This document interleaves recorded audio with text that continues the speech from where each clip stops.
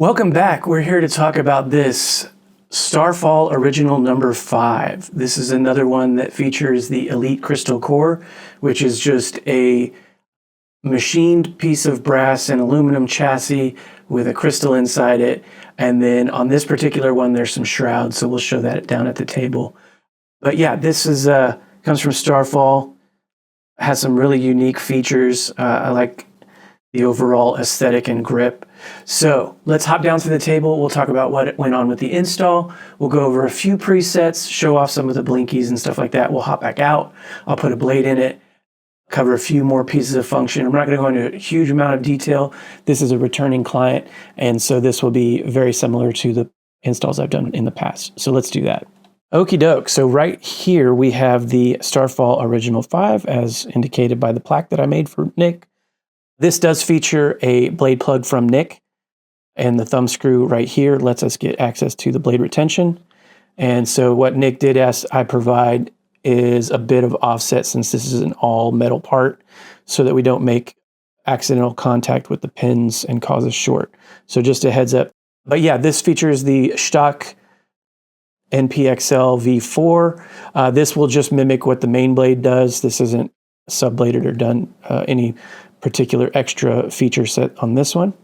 And then one thing I also did was to kind of match the aesthetics is feature the Kessel Custom Sabers / Saberbay collaboration of these 8mm tactile switches. So I mixed and matched the copper housing with the aluminum plunger, and we got good clicky.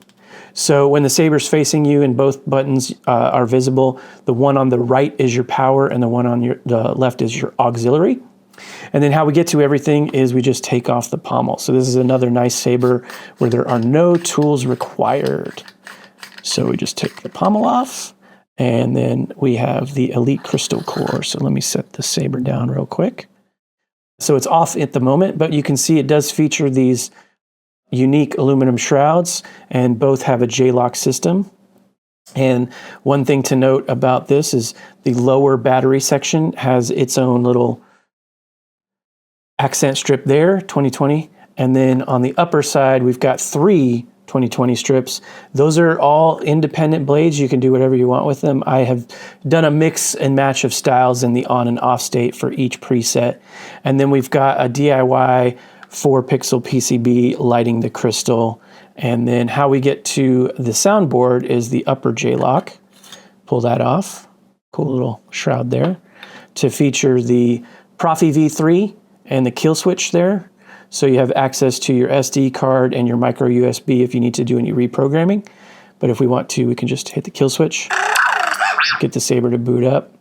And you can see in the off state, this is probably blowing out on camera, but just the center strip is on. And on the other side, we have a different accent color, and then the crystal's pulsating. So they all do something different. This does feature gesture control, so we can twist on, right?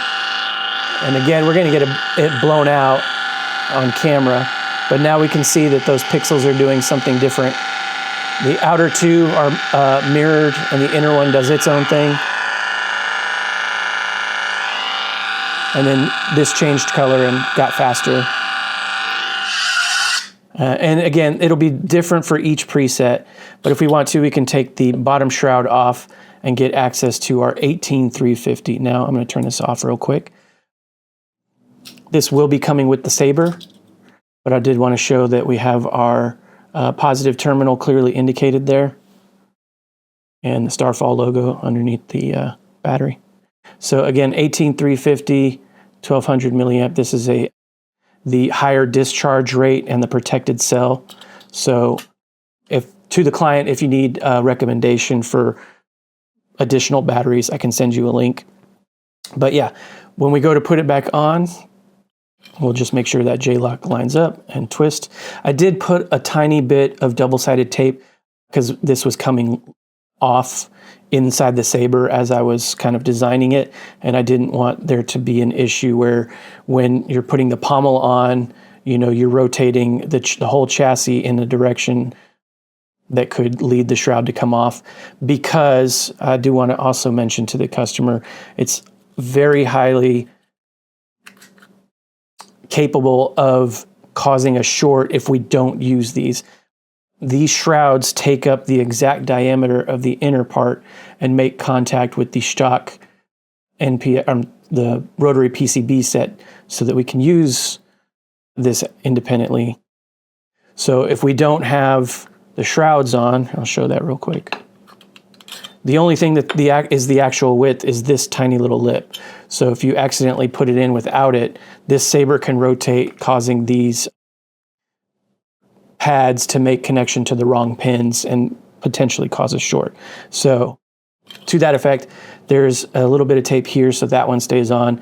There's a little bit of tape as well up here. This one's still a little bit loose because this is the one you're going to get to the most. But this one isn't as much of an issue. So let me turn that right back on. We'll throw it in, and then we'll show it off. So put it all in. We can see our 24 millimeter KR bass speaker sticking out, fully enclosed. And then we just screw our pommel back on until it stops. And then again, if we want to scroll through the presets, we hit our aux. So let's put a blade in it. This is programmed for a 36 inch, I believe. This is a quantum blade, so this has the higher density. You can use edit mode on here if your blade is a little bit shorter. Chances are you won't need to. This also is a 7/8 diameter emitter, so we'll lock that thumb screw down, and then we'll hit our power. And so we get full illumination. So if you do have an issue with tip effects being cropped, then you can jump into edit mode. This is OS 7.15, and it's got the FET263 prop file, so you can follow the instructions that I'll have printed out, go through all the edit settings, edit blade length, and go through all the steps to get it to the correct. But chances are it'll be fine right out of the box. So this does also feature the Starfall font package, which now includes 3 additional fonts, so a total of 11 sound fonts. The SD card has a number of other fonts that came with the Proffie from whoever I bought it from. Had preloaded a bunch of various fonts. So those are still on there as well. And then there's some other free fonts, so the regular Proffie fonts, a bunch of grayscale fonts. But the only thing presets I have programmed are the 12 Starfall presets, and the 12th is a battery level indicator. The other thing I have also done is if I knew whose character a particular Starfall font was sort of loosely based around, I have put the Brian Connor voice pack, which will also guide you through if you're doing anything with edit mode. But if you just want to get like a battery level or a volume level, each character will do that. So let's do that real quick. Battery level 59%. So there we've got the old Ben version. Infinium is a purple blade, so I think this is Mace Windu. Battery level 58%. AKA Sam Jackson. So that being said, yeah, you'll be able to get in here. If you do color change on the fly, same thing, they'll announce the colors. Red, orange, red, dark orange, gold. So if you like that color, you can hit power. I've done all these particular to the Starfall font package, so I'm just gonna hit aux to revert. Revert. And he says revert, right? The opposite button command, hold power tap aux, will be our volume. Enter volume menu. And then if you maximum volume. Rotate to the one direction, you'll go up and you can go down. And I have these volume menu. Generally set for a good, loud, this is very crisp, 24 millimeter, and it's, I think, 2500. But for this particular one, I've got it set so that when you get into battle mode, you can also do light clashes. So that being said, if you want to use a gesture, twist on or thrust on, you'll get into battle mode, which means you don't have to hold a button for lockups. So let's demonstrate that real quick. So I'm in battle mode now. If I do a light clash, the saber will just do glancing blows, just like you would if you were in regular mode. There we go. And if we hit hard enough, we'll engage a lockup. So I can move the saber around. But when I pull out of that position, I'll disengage the lockup. If that's not your preferred way of engaging with the saber, you can always hit power. And now you have to hold a button to engage a lockup. So if I were to clash, right, again, glancing blows, it's going to be different effects. But I have to hold either aux or power when I clash to engage that lockup. Lockup is also tip effects. So again, if we're holding a button and we clash, when we're sideways, we'll do a melt. There we go. I normally demonstrate that in battle mode, and I was disengaging the button when I was doing that. So, and then obviously if we're pointing the hilt down, we'll get our drag effect too. So that's tip effects with either regular or battle mode. So I will say that the Hero's Journey. that there are 4 fonts now that have preons, and if you use a gesture command, you will bypass that preon. So Ruin has one. You have to press the button to get that. On the 3 new fonts, they all have like quick little burst preons, but let's just demonstrate this one real quick. So also short, but you can see it did that little emitter flare and then ignited. And if we twist on, we're just gonna ignite. No emitter flare. Okay. To do tracks, in the off state, if you're horizontal or basically any position other than up, you'll start track player mode. Hold power for 2 seconds, you'll get a chime, and then you'll be in track player mode to select the track that you want to play. You can rotate clockwise or counterclockwise to go either forward or backward in the list, and these are all in the common folder. So any preset that you're on, you can access every soundtrack that I've included, which I include a lot. And then as you rotate, you just find one you like, press either button, and it'll continue to play. Now, depending on how you press that button and which button you press, it may do something different. It'll be on the printout. I tend to forget what it is, but it'll either play through that one track, play through all tracks sequentially from that point thereon, randomly select a track. But if we want the actual track that I have selected for each preset, hold the saber in the upright position and hold power for 2 seconds.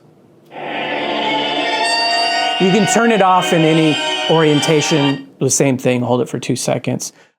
You can also, when the saber is ignited, start and stop the track, but again, it can only be the designated track, and it's only when the saber's upright. So demonstrate that just real quick. So if I'm upright, okay, I can stop it, but I have to be upright. Otherwise, we're gonna do a force effect. And I only have it animate for as long as there's a sound effect. As soon as that sound effect goes away, it goes back. So all that with power button and holding it for 2 seconds. Now, if there are quotes, you can switch between force player and quote player. You'll point the hilt down to get to quote player. A few of the Starfall fonts have quotes. I think it's like Celestial, Starfall, and Infinium, and maybe that's it. But if you add fonts, or if you decide to use edit mode to get access to one of the fonts that's on the SD card, and that font folder has quotes in it, I don't know if it does or not, then again, you can do that.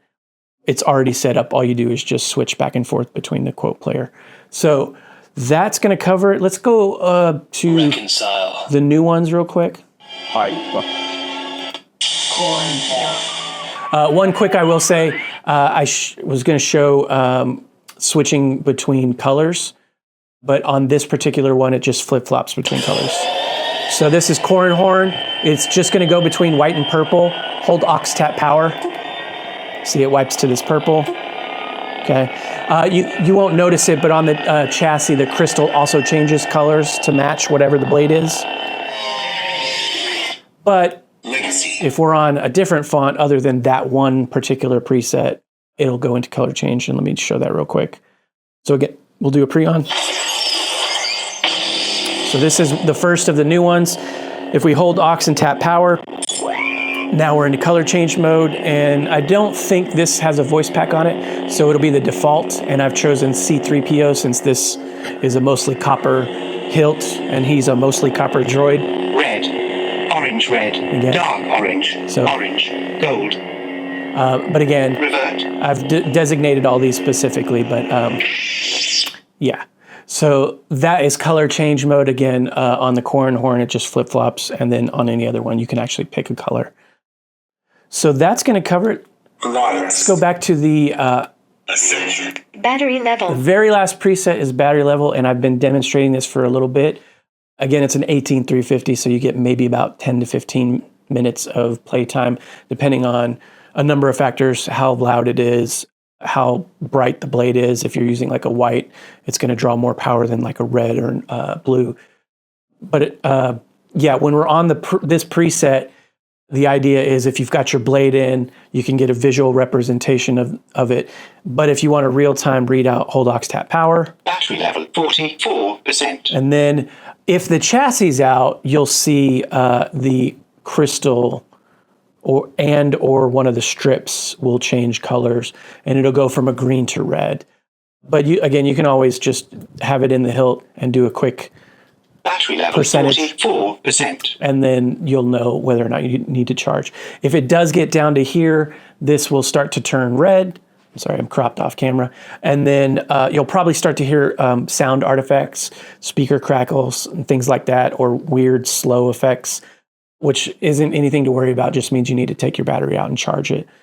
So that's going to be it for this one. Starfall. To the customer, if you have any questions, let me know. Again, there will be a printout. This is a repeat customer, so this will be quite similar to the other installs. Here, let's go down to the table one more time, and then we'll put the blade plug back in. Again, here our thumb screw for our blade retention, and then we'll take the pommel and pull the chassis out.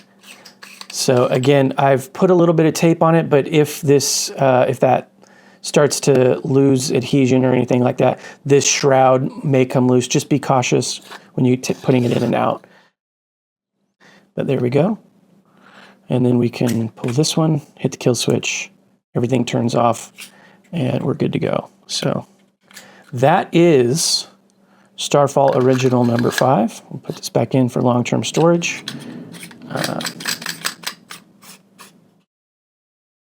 By the way, this is the Shadowfoil JFO workbench kit. So I soldered the pieces together, but you can buy this in a number of different configurations. The cool little thing is these little holders are touch sensitive, and you can light those up. And then this connects to an app. So just thought that'd be a cool thing to have. Support Shadowfoil. To the customer, thanks again for your patronage and your patience. To Nick, thanks for sending this Starfall my way. It's always fun to get a chance to do new things, this included. And to anyone else out there who's watching these just for fun, thanks for sticking around, even though this isn't your saber. And may the force be with you.